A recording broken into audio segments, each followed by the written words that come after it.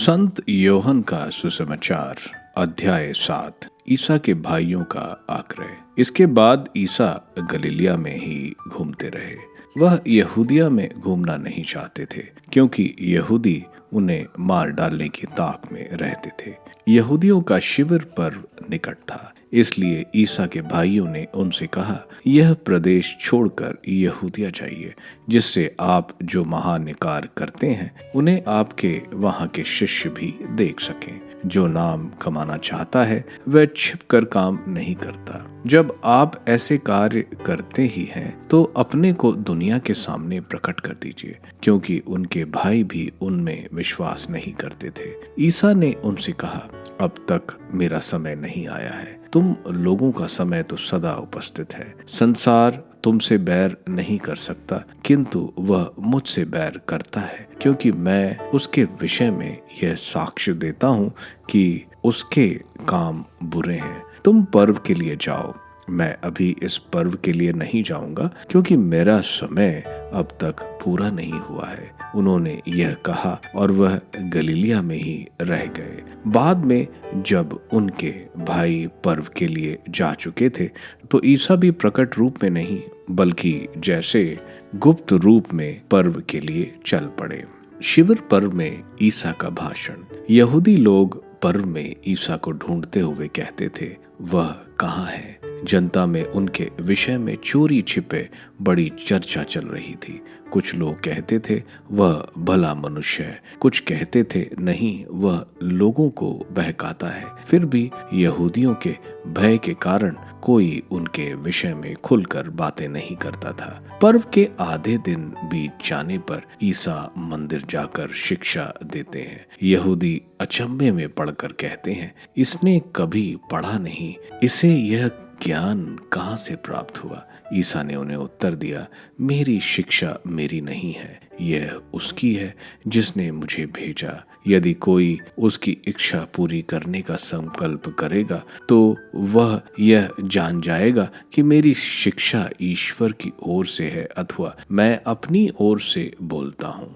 जो अपनी ओर से बोलता है वह अपने लिए सम्मान चाहता है, किंतु जो उसके लिए सम्मान चाहता है जिसने उसे भेजा वह सच्चा है और उसमें कोई कपट नहीं है। क्या मूसा ने तुम्हें संहिता नहीं दी? फिर भी तुम लोगों में कोई संहिता का पालन नहीं करता। तुम लोग मुझे मार डालने की ताक में क्यों रहते हो? लोगों ने उत्तर दिया, आपको शैतान लगा है, कौन आपको मार डालने की ताक में रहता है? ईसा ने उत्तर दिया, मैंने एक काम किया है और तुम सब आश्चर्य करते हो। मूसा ने तुम्हें खतने का नियम दिया, हालांकि वह मूसा से नहीं बल्कि पुरखों से चला आ रहा है, और तुम विश्राम के दिन मनुष्य का खतना करते हो। यदि विश्राम के दिन मनुष्य का खतना इसलिए किया जाता है कि मूसा का नियम भंग ना हो, तो तुम लोग मुझसे इस बात पर क्यों रुष्ट हो कि मैंने विश्राम के दिन किसी को पूर्ण रूप से स्वस्थ किया? जैसे तैसे न्याय मत करो, सच्चाई से न्याय करो। कुछ यरूशलेम निवासी यह कहते थे, क्या यह वह नहीं है जिसे हमारे नेता मार डालने की ताक में रहते हैं? देखो तो यह प्रकट रूप से बोल रहा है और वह इससे कुछ नहीं कहते। क्या उन्होंने सचमुच मान लिया कि यह मसीह है? फिर भी हम जानते हैं कि यह कहाँ का है, परंतु जब मसीह प्रकट हो जाएंगे तो किसी को यह पता नहीं चलेगा कि वह कहाँ के हैं। ईसा ने मंदिर में शिक्षा देते हुए पुकार कर कहा, तुम लोग मुझे भी जानते हो और यह भी जानते हो कि मैं कहाँ का हूँ। मैं अपनी इच्छा से नहीं आया हूँ, जिसने मुझे भेजा है वह सच्चा है। तुम लोग उसे नहीं जानते, मैं उसे जानता हूँ, क्योंकि मैं उसके यहाँ से आया हूँ और उसी ने मुझे भेजा है। इस पर वे उन्हें गिरफ्तार करना चाहते थे, किंतु किसी ने उन पर हाथ नहीं डाला, क्योंकि अब तक उनका समय नहीं आया था।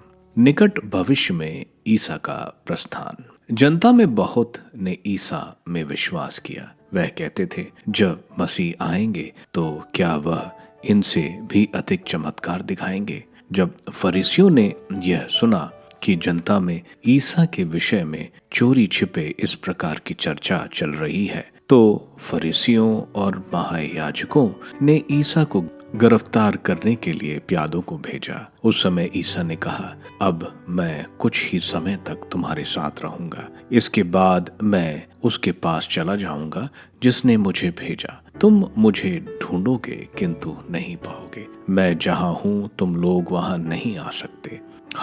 इस पर यहूदियों ने आपस में कहा, इन्हें कहाँ जाना है जो हम इनको नहीं पा सकेंगे? क्या यह यूनानियों के बीच बसे हुए यहूदियों के पास जाएंगे और यूनानियों को शिक्षा देंगे? इनके इस कथन का क्या अर्थ है? तुम लोग मुझे ढूंढोगे किंतु नहीं पाओगे, मैं जहां हूं तुम वहां नहीं आ सकते। संजीवन जल की प्रतिज्ञा।